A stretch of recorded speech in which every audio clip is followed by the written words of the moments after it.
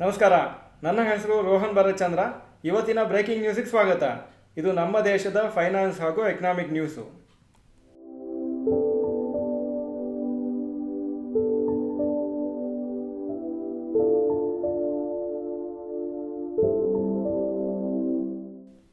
News number 1, retail inflation likely to touch 14-month high.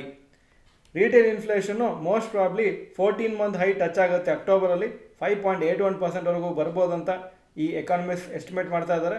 ಯಾಕಂದರೆ vegetable ಹಾಗೂ edible oil prices ಜಾಸ್ತಿ ಆಗಿದೆ. Food prices actually ಇನ್ಫ್ಲೇಷನ್ಲಿ ಅರ್ಧ ಅದರದ್ದು ಕಾಂಟ್ರಿಬ್ಯೂಷನ್ ಫುಡ್ ಪ್ರೈಸಸ್ಸೇ, ಅದು ಜಾಸ್ತಿ ಗ್ರೋತ್ ಆಗಿದೆ ಅಕ್ಟೋಬರ್ ತಿಂಗಳಲ್ಲಿ.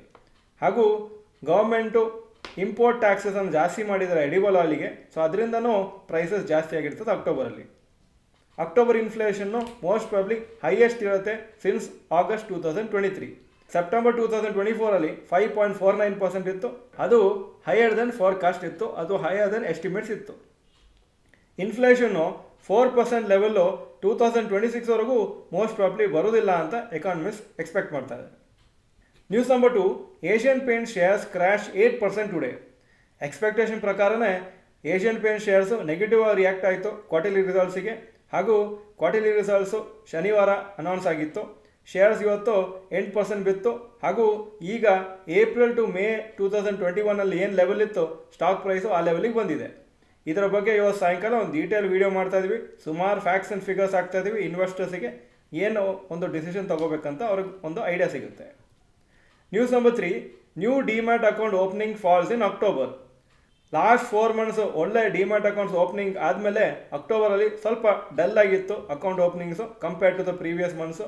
ಡಿಮ್ಯಾಟ್ ಅಕೌಂಟ್ಸು ಪ್ರೀವಿಯಸ್ ಮಂತ್ಸು ಅಂದರೆ ಜೂನ್, ಜುಲೈ, ಆಗಸ್ಟ್, ಸೆಪ್ಟೆಂಬರು 40 ಲಕ್ಷಕ್ಕಿಂತ ಜಾಸ್ತಿ ಹೊಸ ಡಿಮ್ಯಾಟ್ ಅಕೌಂಟ್ಸ್ ಓಪನ್ ಆಗ್ತಾಯಿತ್ತು ಪ್ರತಿ ತಿಂಗಳು. ಆದರೆ ಅಕ್ಟೋಬರಲ್ಲಿ ಅಪ್ರಾಕ್ಸಿಮೇಟ್ಲಿ 34.5 lakh ಅಕೌಂಟ್ಸ್ ಓಪನ್ ಆಗಿದೆ. ಸೆಪ್ಟೆಂಬರಲ್ಲಿ 43.6 lakh ಅಕೌಂಟ್ಸ್ ಓಪನ್ ಆಗಿತ್ತು.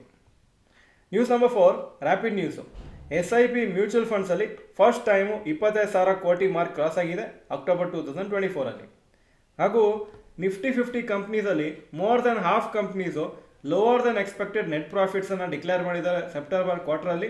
ಹಾಗೂ ರೆವಿನ್ಯೂನು ಕೆಲವುದು ಬಿಲೋ ಎಕ್ಸ್ಪೆಕ್ಟೇಷನ್ಸ್ ಇತ್ತು. ಸೊ ಇದೊಂದು ಇಂಡಿಕೇಷನು ನಮ್ಮ ಎಕಾನಮಿ ಸ್ವಲ್ಪ ಸ್ಲೋ ಡೌನ್ ಆಗಿದೆ ಅಂತ. ಈಗ ಇವತ್ತಿನ ಸ್ಟಾಕ್ ಮಾರ್ಕೆಟ್ ಅಪ್ಡೇಟಿಗೆ ಬರ್ತಾ ಇದ್ದೀನಿ. ನಿಫ್ಟಿ 7 ಪಾಯಿಂಟ್ ಡೌನು 24,141 ಕ್ಲೋಸ್ ಆಯಿತು. ಸೆನ್ಸೆಕ್ಸು 10 ಪಾಯಿಂಟ್ ಅಪ್ಪು 79,496 ಕ್ಲೋಸ್ ಆಯಿತು. ಇವತ್ತು ಆಲ್ಮೋಸ್ಟ್ 24,000 ಮಾರ್ಕ್ ಹತ್ತಿರ ಬಂದು ಮತ್ತೆ ರ್ಯಾಲಿ ಆಯಿತು. Point number 2, today's top Nifty 50 gainers and losers. Top gainers power grid corporation 4.28% up, Trent 2.88% up, Infosys 1.64% up. Top losers Asian paints 8.17% down, Britannia 5.43% down, Apollo hospitals 3.58% down.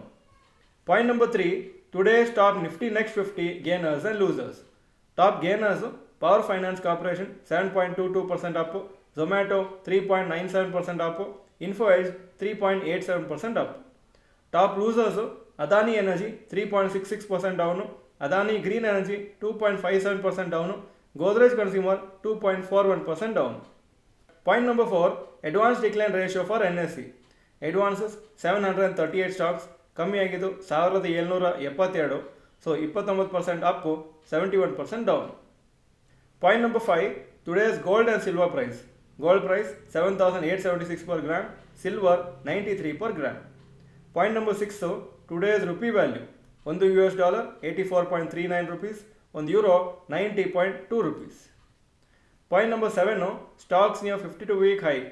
ಕೋಫೋರ್ಜ್ 52-week high 8,080, closing price 8,067.